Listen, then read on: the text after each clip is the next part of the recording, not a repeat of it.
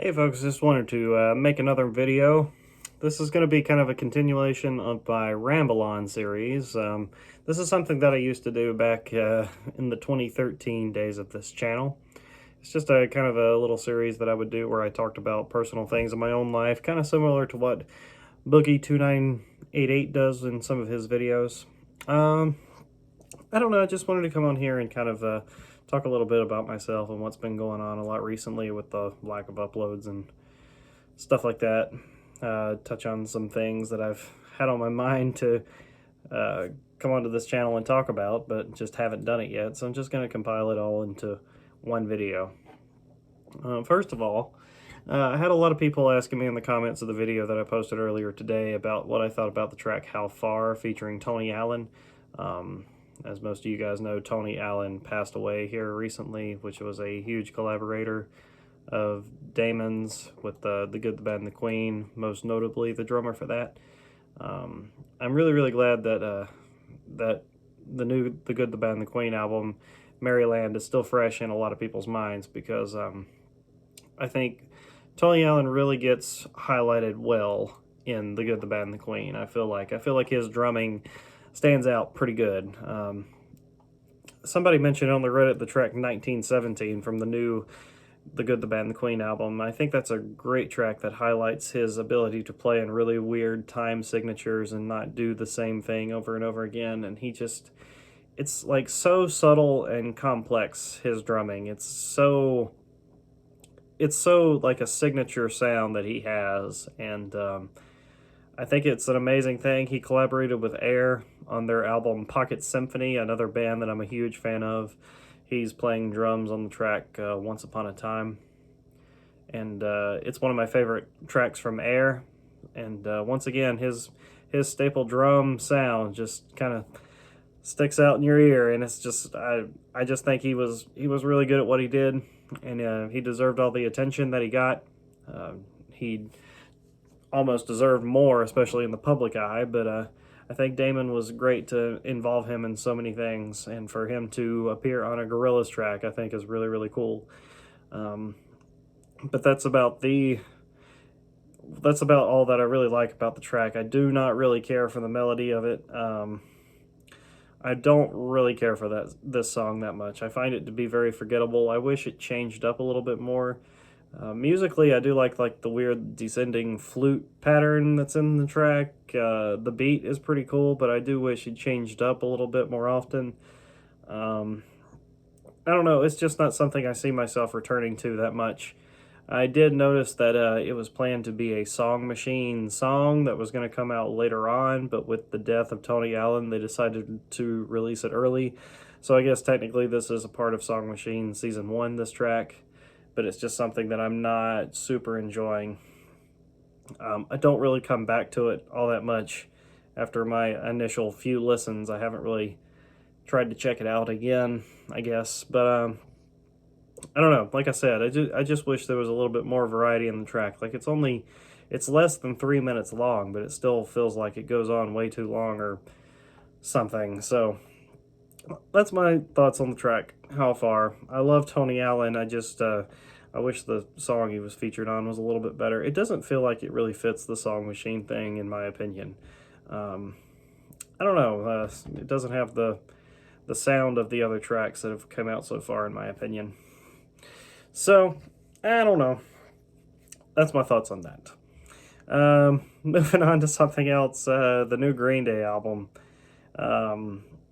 I came out pretty positive in my review. I think there was a little bit of a fanboyism in me when it came to that. It's just, Green Day is one of these bands that just, like, you know, if they ever come out with anything else, I'm going to listen to it. I've moved on so far in my musical journey from listening to Green Day, but if they come out with something new, I'm still going to check it out. And the new album, Father of All, I'm starting to like it. I'm starting to like get disgusted with it almost. I feel like it's I gave it such a glowing positive review when I first heard it because I just thought it's a fun rock record, but it's kind of lazy, honestly.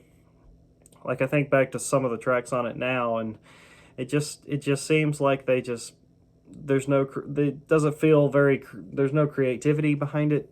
It doesn't feel like, I mean, like, I like the title track a whole lot. You know, I like Father of All. I really like that song.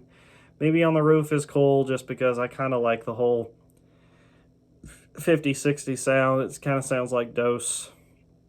I like stuff like that, so Maybe On the Roof sounds okay to me. Stab You on the Heart's fun. It's just the track Fuck Time with rewritten lyrics. Junkies on a High is a pretty cool track. I do think that sounded kind of different.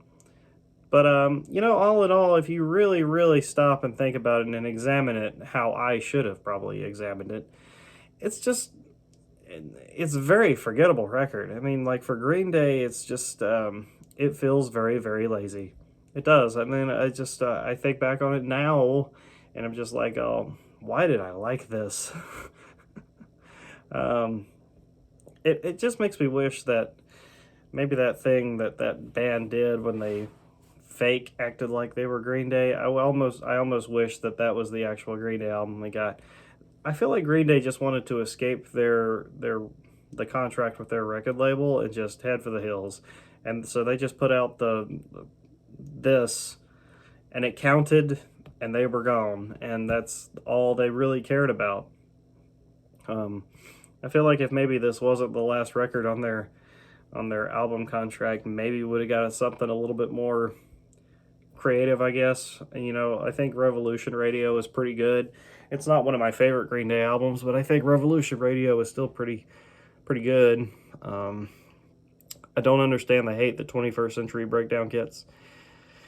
I don't know. I hope Green Day can come back and do something a little bit more creative on their next round, because I feel like Green Day is a band that's just never going to go away. It's pretty amazing to me that this band has stuck around for as long as they have and not had any like lineup changes or fallouts or anything like that. Fame usually changes people, and it doesn't seem like it's really affected Billy Joe Armstrong that much, and the rest of the guys for that matter. So yeah, Father of All, I don't think it's that great. I know my review sounds so positive, but I mean, I guess if you throw it on in the background, it kind of has some fun energy to it or whatever. But like, if you think about it musically, it's there's really nothing much to write home about it, honestly. I don't know. It's just something I've been thinking about. The new Dua Lipa album. If nobody has checked this album out yet just because they think it's pop music and you're above it, you are missing out. The album is called Future Nostalgia, and it's a lot of fun. I've been listening to it quite a lot. I think it's very very cool. I mean, it's straight up dance music, but it's fun to sing along to, and there's some creative music videos, and she is not bad looking herself, so that's pretty cool. Another topic I wanted to touch on was talking about Blur. Everyone knows me and my thoughts on Blur. I'm a huge Blur fan. I've been listening to Blur quite a lot recently. Blur is kind of the band that I turn to when I just need to pick something to listen to without really thinking about it. I always turn to Blur because their music is upbeat and it's fun, it's creative, and it's has some defining genres, and the guitar sounds are clearly Graham Coxon, and I love all that. I think the Magic Whip was a great record. I can't believe it's like 5 years old already. It kind of blows my mind that the Magic Whip is already that old of an album. One thing I do wish is I hope that this isn't the end for Blur. I hope they find time to come together and create something again. It does feel like a defining moment when the Magic Whip came out, that maybe this will be the final Blur album ever. Haven't really heard anything else about them talking about doing anything else together again or anything like that since the record came out, so who knows, maybe this is the end of it. But I really hope it's not. I feel like Blur still has some more gas in the tank, and I know Graham Coxon's pretty busy with doing theme music for Netflix TV shows. I know Alex really enjoys his cheese farm. I know Dave Roundtree, I think he does something with computers or whatever, and Damon's just a workaholic doing crazy stuff with Gorillaz right now with Song Machine. And he's also doing this really weird, what is this weird opera thing that Damon is doing now? So far as the fountain, something...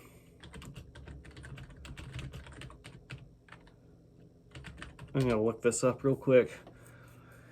Because I listened to a section of it. Yeah, the nearer the fountain, more pure the stream flows. It's this weird, I don't know, it's this weird piece. I listened to Damon play a bit of it. The dates got delayed because of the coronavirus, but let's see. This project, inspired by the landscapes of Iceland, will arrive on June 3rd at the iconic London Palladium. And so he's going to play this brand new piece. I think this piece lasts about 15 minutes long. It sounded really, really pretty. It reminded me a lot of his opera things that he was doing. It sounded like a mix of like Dr. D and Everyday Robots. So if that intrigues you, you might want to check out this new piece that Damon is doing. Very cool. The nearer the fountain, more pure the stream flows is the name of it. So he's going to be performing that live pretty soon, so I'm looking forward to checking out a live video of that. So I guess this is kind of like the newest thing he's doing, because I know most of Song Machine has already been pre-recorded. But, you know, I love this man so much. Damon can just do no wrong. He's just, he's such a creative individual, and he just never stops going, and I just love that about him. I'm never a huge fan of the more opera stuff that he does, but whenever it comes down to his main bands, man, I'm always there. If he wanted to start something else, I would gladly check that out too. So I don't know. So far in my personal life, I got done talking about the stuff that y'all really know about. Some stuff y'all don't know about. It's been hard to find a lot of motivation lately. Some things have been happening recently that just, you know, sometimes I go through these little phases of being, I don't know, feeling kind of lost, I guess, you know, feeling lost in my own little world. Go through things. We're trying to do a lot of projects around the house here that have been taking way more time than they should. We recently got a new puppy dog that's really been annoying me. She keeps biting my feet. I don't know. It's probably upstairs asleep with my wife right now. I don't know, just haven't been feeling all that great recently, I guess, emotionally. I feel like the weight of the world, it seems to get harder every year, you know? This virus thing hasn't really helped out that much with that. Luckily, here in North Carolina, they've been trying to get more lenient on things right now. Trying to reopen again and get life back to normal. I'm also an essential employee, which means that I'm getting really, really screwed. I got a lot of people that I know right now who are making more money not working than they are when they were working. It's like I'm thankful to be one of these people that didn't have to worry about losing their job or anything like that, but at the same time, it would have been nice to have gotten a little bit of time off to spend with my family, I guess. I don't know. My wife is an essential worker too, so I guess we both kind of got screwed on that end. But you know how it goes. I don't know, just haven't been in the greatest of moods recently. This year hasn't been that fantastic. Had a lot of canceled plans too. I guess that's the other thing that's been really disappointing. Had a lot of things that we were going to do and ended up not being able to do. For example, sometime I think starting last week, we were supposed to have been in Canada at Niagara Falls, and we were supposed to also have been at Universal Studios for the Harry Potter world in Florida. We're going to go down to Florida, and then we're going to fly up to Niagara Falls, Canada. So, I don't know, we'll just have to get that rescheduled. I think we're going to try to go to Mexico at the end of the year. Maybe I'll film some of that. That'd be kind of cool. When me and my wife got married about 4 years ago, We did a honeymoon in Cancun, and it was beautiful. It was amazing. So I think we're going to go back to the exact same resort. Drink and eat. I'm going to try to do that sometime near the end of summer, I think. So hopefully we can cross the border again by then, because that would be really, really lame. So I don't know. Me and my wife have we have a thirst for adventure. We want to go and see and do everything we can. We don't have children, and I'm going to be turning 30 at the end of this year, so my wife will be 29 in July, so that's another thing. We don't know if we want kids or not either. We keep on talking about it and going back and forth on that, but we can't really make a decision. My brother is 4 years younger than me, and he already has a 3-year-old, so he's been doing an amazing job too. I love my niece to death. Oh, here's a picture of her, actually. They did this for my birthday because they put her in a Beatles shirt. That's Mia. That's my niece. I love her to death. She's so cute. And they put a Beatles shirt on her for my birthday, so I keep it on my desk because I love her. So, yeah, just don't really know what I want. Guess I should have went to school for the medical field, because that's about the only thing that's worth a damn anyway. It seems like if you didn't go into the medical field, you just wasted like all of your money on school. Because, you try to break into the industry that you signed up for or something, and then it just never seems to work out. I don't know, but this is the path I have chosen, and now I must deal with it, so. It's so disappointing this YouTube stuff didn't work out. It's all totally my fault, but I'm also entering into a very stagnant kind of, there's way too many YouTube channels that do what I do, talk about music, and I'm not unique enough. I don't think I have enough special effects, or I don't know. I just try to be as real as possible and talk about things that I enjoy. But you can't really talk about things you enjoy. You need to talk about what's the hot topic right now and stuff like that. And I just can't force myself to do that. I can't force myself to listen to something I'm not interested in listening to just because it's popular. That's not me. That's not what I do. I don't know. I just try to be as real as possible, and that's all I can be. So, I guess that's about all for now. I'm going to try to be a little bit more active, but I say that every time. We'll see. I don't know. Hopefully Song Machine will come back and give me something really cool to talk about, because I don't know. That's all people want to hear from me, so that's okay. All right, guys. Mr. Rudy 1235.